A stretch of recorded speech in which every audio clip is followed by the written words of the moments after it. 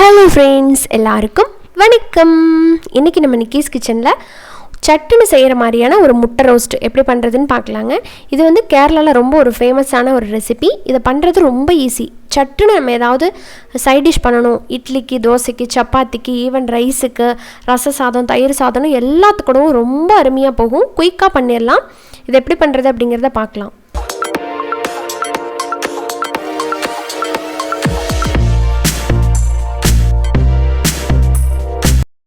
முதல்ல ஒரு இடி உரலில் 1 டீஸ்பூன் அளவுக்கு சோம்பு, அப்புறமா 3 பல்லு பூண்டு, கூடவே 1 இன்ச் அளவுக்கு இஞ்சி, இதை 3ஐயும் போட்டுட்டு நல்லா கொரகொரப்பாக தட்டி எடுத்துக்கலாம். உங்ககிட்ட இடி உரல் இல்லைன்னா மிக்சியில் ஒரு சுத்து விட்டு கூட எடுத்துக்கோங்க.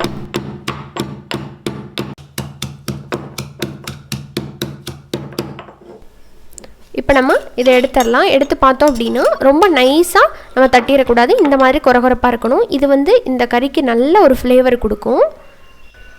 அடுத்ததான் முட்டை ரோஸ்ட் பண்ணுறதுக்கு கடாயில் வந்து 2 டேபிள் ஸ்பூன் கடலெண்ணெய் சேர்த்துருக்குறேன். கேரளாவில் பார்த்தீங்கன்னா தேங்காய் சேர்த்துவாங்க, நீங்கள் தேங்காய் சேர்த்தும் பண்ணலாம், அதுவும் நல்லாயிருக்கும். அடுத்து இதில் நம்ம தட்டி வச்சுருக்கிற இஞ்சி, பூண்டு, சோம்பு அந்த விழுதை சேர்த்துட்டு இதிலேருந்து பச்சை வாசம் போகிற அளவுக்கு ஒரு மீடியம் ஃப்ளேமில் வச்சு நல்லா வதக்கி விட்டுருங்க. இது வந்து இந்த ரோஸ்ட்டுக்கு சூப்பரான ஒரு ஃப்ளேவர் கொடுக்கும். இப்போ இது ஓரளவுக்கு நல்லா வதங்கி வாசம் வந்ததுக்கப்புறமா இதில் நம்ம கட் பண்ணி வச்சுருக்கிற வெங்காயத்தை சேர்த்துடலாம். நான் இன்றைக்கி வந்து ஓரளவுக்கு மீடியம் சைஸை விட கொஞ்சம் பெரிய சைஸாகவே வந்து 3 வெங்காயம் சேர்த்துருக்குறேன். அதை வந்து இந்த மாதிரி பிரியாணிக்கு போடுவோம் இல்லைங்களா, நீளமாக அந்த மாதிரி கட் பண்ணி போட்டுக்கோங்க. நான் வந்து இன்றைக்கி வந்து ஒரு 3லேருந்து 4 பேர் சாப்பிட்ற அளவுக்கு செய்ய போகிறேன். நீங்கள் உங்கள் ஃபேமிலிக்கு தகுந்த மாதிரி சேர்த்திங்க அப்படின்னா இன்னும் கொஞ்சம் அளவுகளை எல்லாம் கூட குறைச்சி நீங்கள் போட்டுக்கலாம். இப்போ சேர்த்ததுக்கப்புறம் இதை வந்து வதக்கிடலாம். இது வந்து ரொம்ப ப்ரௌனாக வதக்கக்கூடாது, கொஞ்சம் கண்ணாடி பதம் வரும் இல்லைங்களா, அந்த பதத்து வரைக்கும் இதை வதக்கினா போதும்.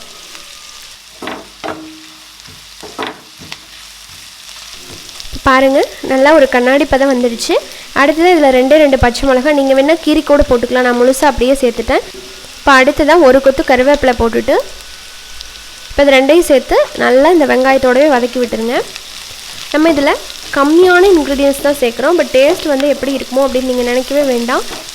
எத்தனையோ ரெசிபீஸில் நம்ம கம்மியான இன்க்ரீடியன்ஸ் தான் நம்ம சேர்ப்போம், ஆனால் டேஸ்ட் வந்து அவுட்ஸ்டாண்டிங்காக இருக்கும். அந்த மாதிரி தான் இருக்கும் இந்த முட்டை ரோஸ்ட்டு சாப்பிட்றதுக்கு. இப்போ இதெல்லாம் சேர்த்து ஓரளவுக்கு வதக்கி விட்டதுக்கப்புறமா அடுத்து நம்ம இதில் மசாலா பொடிகள்லாம் போட ஆரம்பிச்சிடலாம். ஒரு 1/4 டீஸ்பூன் அளவுக்கு மஞ்சத்தூள் போட்டுக்கோங்க. அடுத்ததாக காஷ்மீரி சில்லி பவுடர் 1 டீஸ்பூன் அளவுக்கு போட்டிருக்கிறேன். இதில் காரம் வந்து கம்மியாக தான் இருக்கும், கலர் வந்து நல்லா கிடைக்கும். அடுத்ததாக 1 டேபிள் ஸ்பூன் அளவுக்கு மல்லித்தூள் சேர்த்துக்கோங்க. இது எல்லாத்தையும் சேர்த்துட்டு இந்த கூடவே ஒரு 1/2 டீஸ்பூன் மட்டும் சீரகத்தூள், அதை சொல்ல மறந்துட்டேன், ஒரு 1/2 டீஸ்பூன் சீரகத்தூள் சேர்த்துட்டு எல்லாத்தையுமே நல்லா வதக்கி விட்டுடலாம். இந்த எண்ணெயில் ஓரளவுக்கு நல்லா வதங்கினதுக்கப்புறமா இதில் புளிப்புக்காக நம்ம வந்து தக்காளி சேர்த்த போகிறோம். பட் சில பேர் பார்த்தீங்கன்னா இதில் தக்காளி சேர்த்தாமல் லெமன் சேர்த்து கூட பண்ணுவாங்க. உங்களுக்கு பிடிச்சா நீங்கள் அப்படி கூட சேர்த்துக்கலாம். பட் தக்காளி சேர்த்து பண்ணும்போது ரொம்ப டேஸ்ட்டாக சூப்பராக இருக்கும். அது 2 தக்காளி சேர்த்துருக்குறேன் நான், மீடியம் சைஸில் இருக்கிறத. இப்போ அதை 2ஐயுமே போட்டுட்டு இதோடு வந்து நம்ம கொஞ்சம் உப்பு சேர்த்துக்கலாம். இதெல்லாம் நல்லா மசிஞ்சு வரணும் இல்லைங்களா, அதுக்காக உப்பு சேர்த்துக்கிறோம். இப்போ அகெயின் வந்து நல்லா வதக்கி விடுங்க. மூடி போட்டு கொஞ்சம் நேரம் வேக விட்டீங்க அப்படின்னா சீக்கிரமாக இதெல்லாம் மசிஞ்சு நல்லா ஒரு தொக்கு கன்சிஸ்டன்சிக்கு வந்துடும். அந்த மாதிரி நீங்கள் பண்ணிக்கலாம். இப்போ கரெக்டாக ஒரு 5 நிமிஷம் நான் வந்து மூடி போட்டு வச்சுட்டேன். இப்போ பாருங்கள், ஓரளவுக்கு தக்காளி வந்து நல்லாவே மசிஞ்சு வந்திருக்கு.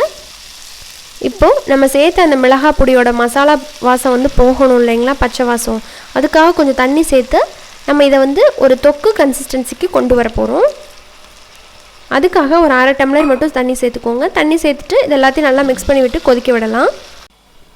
ஒரு 3 நிமிஷத்துக்கு அப்புறம் நம்ம ஓப்பன் பண்ணி பார்க்கலாம்.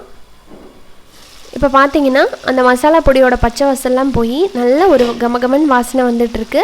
இதில் உங்களுக்கு வேணும்னா கரம் மசாலா தூள் கூட போட்டுக்கலாம். நான் இன்றைக்கி வந்து போடாமல் தான் பண்ணியிருக்கேன். இதுவும் சூப்பரான ஒரு ஃப்ளேவர் கொடுக்கும். இப்போ பாருங்கள், இது எல்லாமே சேர்த்து நல்லா ஒரு டைம் மிக்ஸ் பண்ணி விட்டுட்டு அடுத்தது நம்ம வந்து முட்டை சேர்க்க ஆரம்பிச்சிடலாம். நான் இன்றைக்கி பார்த்தீங்கன்னா ஒரு 4 முட்டையை வேக வச்சு எடுத்து வச்சுருக்கிறேன். இப்போ இந்த மசாலாவுக்கு தேவையான அளவுக்கு வந்து உப்பு சேர்த்துக்க போகிறோம்.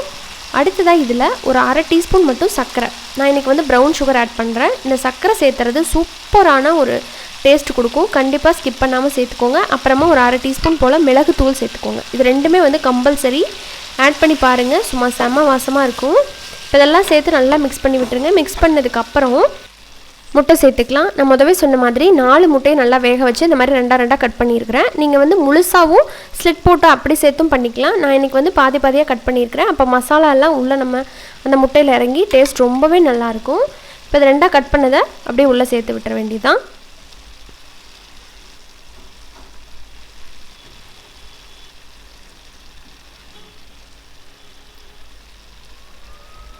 இந்த மாதிரி சில குழந்தைகள்லாம் பார்த்தீங்கன்னா வேக வச்சு முட்டையை அவ்வளோக்கா விரும்பி சாப்பிட மாட்டாங்க. இந்த மாதிரி நீங்கள் ரோஸ்ட் பண்ணி கொடுங்க, காரமே இல்லாமல் ரொம்ப விரும்பி சாப்பிடுவாங்க. அந்த முட்டையோட டேஸ்ட்டு செமையாக இருக்கும் இந்த மசாலாக்குள்ளே இருக்கிறதுனால. இப்போ ஒரு சைடு வந்து ஒரு 2 நிமிஷம் போல் குக் பண்ணி எடுத்துட்டேன். இப்போ வந்து அப்படியே ஃப்ளிப் பண்ணி விட்டுறேன். திருப்பி போட்டுட்டு அந்த மசாலாலாம் இந்த மஞ்சள் கருவுக்குள்ளேலாம் போகணும் இல்லைங்களா, அப்போ தான் நல்லாயிருக்கும். அது போடுற மாதிரி நல்லா ஃப்ளிப் பண்ணி விட்டுட்டு மறுபடியும் ஒரு 2 நிமிஷம் குக் பண்ண போகிறேன். சில முட்டைகளை பார்த்திங்கன்னா இந்த மஞ்சக்கருவெல்லாம் கொஞ்சம் வெளியே வந்த மாதிரி தான் இருக்கும். இருந்தாலும் பரவாயில்ல, டேஸ்ட் ரொம்பவே நல்லாயிருக்கும்.